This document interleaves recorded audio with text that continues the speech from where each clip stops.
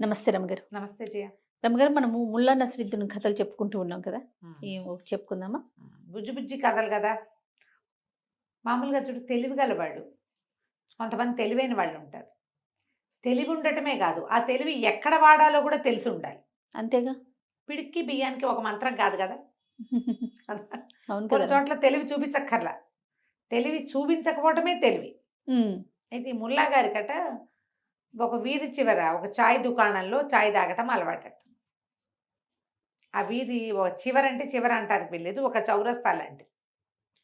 అయితే అప్పుడు రోజు ఆయన అక్కడ సాయంకాలాలు దీని నుంచి తైమూర్ గారి దగ్గర నుంచి ప్రభు దగ్గర నుంచి ఇంటికొస్తూ తాగేవాడు.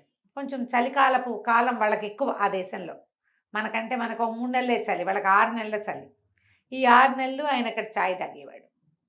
అయితే ఈ చాయ్ తాగడానికి కూర్చుంటే అది చౌరస్తా కదా! కొంతమంది పిల్లలు కుర్రాళ్ళు మంచి ఆటకాయితనంగా అక్కడ తిరుగుతుండేవాళ్ళు. వాళ్ళల్లో ఒకడు ఈయనకి ఇట్లా పెద్ద తలపాగా ఉండేది.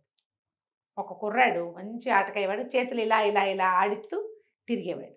అలా చూసి చూడనట్టు తనకి తనది కాదన్నట్టుగా అలా చెయ్యాడిచ్చి ముల్లా గారి తలపాగాని కొట్టేవాడు వాడు.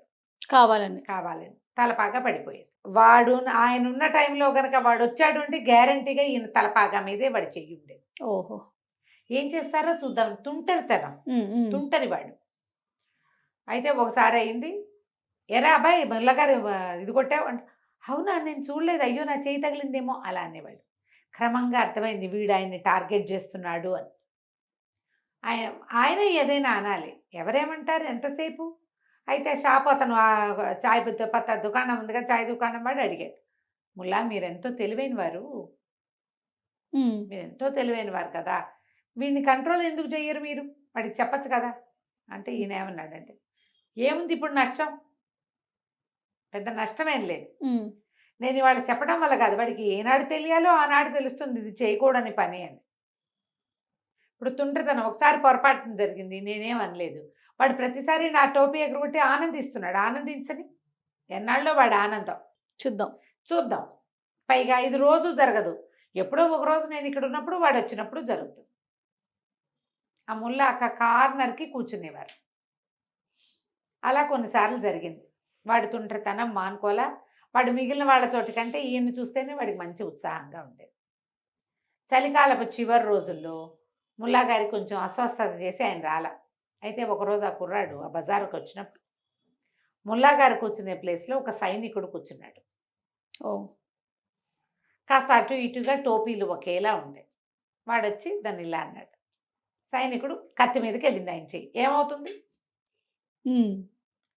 గట్టిగా తగిలింది. వాడికి బుద్ధి ఎలా వచ్చింది? ఎవరి మీద చెయ్యేయకూడదనే బుద్ధి అప్పుడు ఒక్క తెలిసింది. దెబ్బకొచ్చింది. ఒక్క దెబ్బకొచ్చింది. నసిరుద్దీన్ ఐడియాలు ఇలా ఉంటాయి. మనం మొక్కై వంగంది మానై వంగదని చెప్పుకుంటామా? మానైనా సరే. ఉంచుతాడాయన. ఇప్పుడు చూడు కుర్రాడు 10 సార్లు చేశాడు ముల్లా గారితోటి. ఆ! నసిరుద్దీన్‌తో 10 టైమ్స్ చేశాడు. చివరికి సైనికుడు కత్తిపోటు తిన్నాడు. అంతే. మళ్ళా జీవితంలో చేస్తాడు. ఒకవేళ నసిరుద్దీనే అంటే నేను చూడలేదని, అదని, ఇదని ఏదో ఒకటని. హ్మ్. తను కాకపోతే ఇంకోళ్ళతోటనే చేయిచ్చేవాడు వాడు. అంతే. ఇప్పుడు ఎవరితోటైనా చేయిస్తాడా? సాహసం కూడా చేయడు.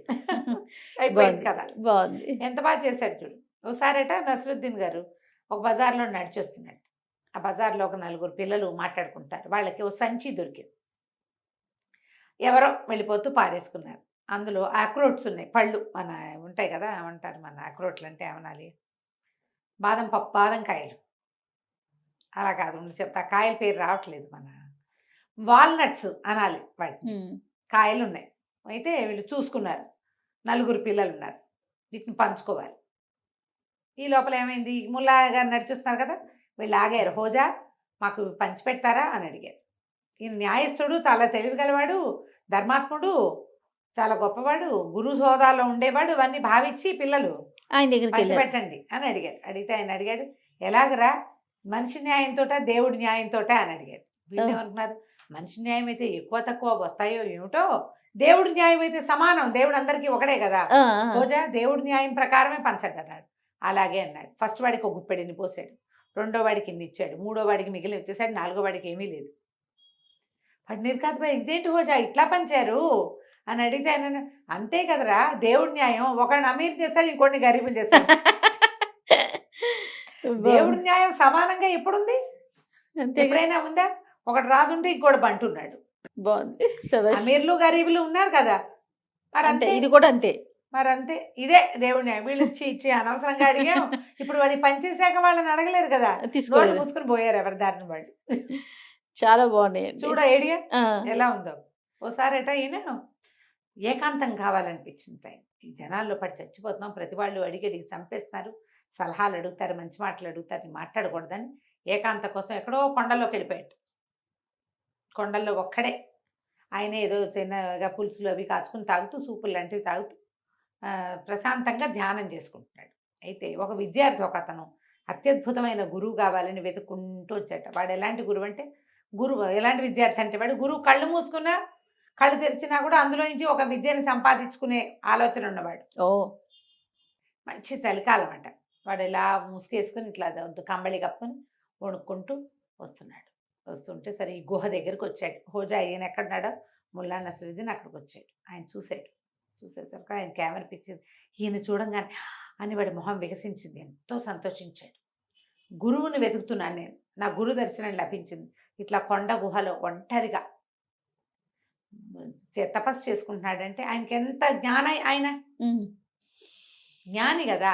ఈ జ్ఞానిని చూసేసరికి వాడి ముఖ కమలం వికసించింది.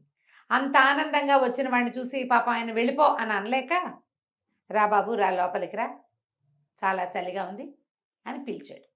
అయితే ఏం చేశాడు, అతను వచ్చేసరికి ఈయన రమ్మన్నాడు. కానీ ఇది చేసుకోవడానికి నమాజ్ చేసుకోవడం కోసం ఒక తివాసిని ఇట్లా వేస్తున్నాడు. వేస్తుంటే వీళ్ళు ఇట్లా కొంకర్లు పోతాయంటే చలికి. వేసేసాక ఫో ఫో ఫో ఫో ఫో ఫో అని ఊదుకుని చేతులు ఇట్లా ఇట్లా ఇట్లా నలుపుకున్నాడు. ఉఫ్ అని ఊదేసరికి ఎందుకు అలా ఊదుకుంటున్నారు అన్నాడు.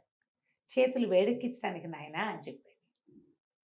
చేతులు వేడెక్కించడానికి ఊదాలన్నమాట అని తెలుసుకున్నాడు వీడు. చాలా బాగుంది. అక్కడి నుంచి ఏమైంది, ఈయన నమాజ్ అయిపోయింది.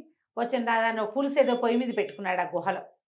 సరే వచ్చిన అతిథికి వాడికి కూడా పులుసు వద్దామని ఏం చేశాడు, 2 కప్పుల్లో పులుసు పోసి దాని అయినా తీసుకొని వాడికి కప్పించి, ఈయన ఈ కప్పు పులుసు కప్పు ఇట్లా దగ్గర తీసుకున్నాడు. పులుసు అంటే ఇలా సూపు వేడిగా ఉంటుంది, చెంచాలు లేవు, కప్పుల్లో ఇట్లా ఎత్తు తాగాలి. అని ఊతున్నాడు. ఇప్పుడు ఎందుకు ఊతున్నారు హోజా అని అడిగాడు. చల్లారి పెట్టడానికి నాయన అన్నాడు. అనగానే విద్యార్థి ఆశ్చర్యపోయాడు. ఎంత మహానుభావుడు, ఒకే నేటితో ఇందాక వెచ్చబెట్టాడు, ఇప్పుడు చల్లారి పెడుతున్నాడు. ఎంత గొప్పవాడు గురువు. చాలా సంతోషించాడు. ఆ విద్య నేర్చుకుని వెళ్ళిపోయాడు. అంతే. జనాలు ఎలా ఉంటారు జయ, ఇది ఒక సహజమైన క్రియ అని తెలుసుకోరు. ఇది ఒక సహజం. చాలా మంది ఉంటారు అట్లా, చాలా మంది ఉంటారు. విద్యార్థులు ఉంటారు కదా, ఒక్కొక్కళ్ళు ఒక్కొక్క రకం ఉంటారు. ఆయన చాలా సంతోషించి అద్భుతమైన క్రియ తెలుసుకున్నాను, ఒక నోటితోటే అది చేయొచ్చు, ఇది చేయొచ్చు. శభాష్. అంటే ఇప్పుడు చూడు దాన్ని అప్లై చేస్తాడు జయ. ఒకే నోటితో తిట్టచ్చు, పొగడచ్చు. అంతేగా కదా, ఇది నేర్చుకున్నట్టేగా. అంతే. అద్భుతమైన విద్య నేర్పించాడు ముల్లా గారు. ఆయన వేరే జస్టర్ తోటే ఆయన పని ఆయన చేసుకుంటూ ఈయనకి అర్థమయ్యేలా చేశాడనమాట. వెళ్ళిపోయాడు. ఇలాంటి బుజ్జి కథలు అనేకం. ముల్లా నసరుద్దీన్ ఓసారట ఈయన ముల్లా గారు ఏదో ఊరెళ్ళి ఓ సత్రంలో గుర్రాన్ని గాడిదని కట్టేసి, అప్పుడంతా గాడిదలే, పడుకున్నాడు. పడుకుంటే ఆయన మధ్యాహ్న పూట నిద్రలో ఆయనకి తన ఒక గాడిద పిల్ల అయిపోయి ఊరంతా ఆనందంగా తిరుగుతున్నట్టు కలొచ్చింది. లేచి చూసుకుంటే ఏమిటి, నేను ఇలా అలా కనిపించాను, గాడిదని ఇలా మనిషిని అయిపోయాను ఏమిటో అని చెప్పి గాడిదని ఎక్కుదామని బయటికి వెళ్ళేసరికల్లా ఆయన గాడిద కనపడలా. గాడిద పోయింది. ఇప్పుడు ఎట్లా ప్రయాణం? వచ్చి ఏం చేశాడు, ఆ సత్రం అరుగు మీద నిలబడి, నేను ఎవరినో తెలుసా, తైమూర్ గారి అనుయాయిని, నా గాడిద పోయింది. గాడిద పోయినప్పుడు, తన గుర్రం పోయినప్పుడు తైమూర్ ఏం చేశాడో నేను అది చేసేస్తా. గంటలో నా గాడిద నాకు కావాలి, లేకపోతే తైమూర్ చేసిన పని నేను చేస్తాను. రాజుగారైన తైమూరు తన గుర్రం పోయినప్పుడు ఎలాంటి క్రియ చేశాడో ఆ క్రియ చేస్తాను అన్నాడు. అనగానే ఆ సత్రంలో ఉన్న వాళ్ళంతా హడిలిపోయారు. అయ్య బాబాయ్, తైమూరు అనుయాయి అయినా, ఆయన పరమ క్రూరుడు, కొంప మునిగిపోతుందని వీళ్ళంతా తలా ఒక పక్కకి పరిగెత్తి గంటలో గడిదని తెచ్చి కట్టేశారు. దాని ముందు ఇంత గడ్డి కూడా వేశారు. ఈయన చూసుకున్నాడు. లోపల ఛాయ్ తాగేసి వచ్చి గాడిదని తీసుకొని బయలుదేరాడు. ఆ సత్రం బయట నుంచిన వాళ్ళంతా బాగా ఆగండి, తైమూర్ ఏం చేశాడో చెప్పండి. తైమూర్ ఏం చేశాడు? తన గుర్రాన్ని కోల్పోయాడు తైమూర్. అప్పుడు ఏం ఒకసారి. చేశాడు? అప్పుడు తైమూర్ ఏం చేశాడు? మీరు ఏం చేయబోయేవారు? ఉమ్, మీ గుర్రం పోయింది కదా, మేమంటే పట్టించేసామనుకోండి, ఓవేళ మేము గనక గాడిదని తేలేకపోయి ఉంటే తైమూర్ చేసిన పని మీరు చేస్తానన్నారు కదా. ఏం చేసేవారు? అదేమిటి? తైమూర్ ఏం చేశాడు? ఏముంది, గుర్రం దొరికేదాకా జీన్ భుజం మీద వేసుకుని నడిచాడు. ఈయన కూడా అదే పని చేసేవాడు అంతేగా. తైమూర్ చేసిన పనే చేస్తానన్నాడు. బాగుంది, ఆయన బాగుంది. ఏదో చంపేస్తాడు, పొడి చేస్తాడు అనుకుని గుర్రాన్ని గాడిదని పట్టుకొచ్చేసారు కదా. జీన్ భుజం మీద వేసుకుని నడుచుకుంటూ వెళ్ళిపోయాడు. ఎక్కడో గుర్రం దొరికినప్పుడు జీన్ వేసుకున్నాడు దాని మీద. బాగుంది. కంచికి మనం ఇంటికి. చాలా బాగున్నాయండి. నమస్తే. సుమన్ టీవీలో మీ పర్సనల్ అండ్ బిజినెస్ ప్రమోషన్స్ కోసం కింది నెంబర్కి కాంటాక్ట్ చేయండి.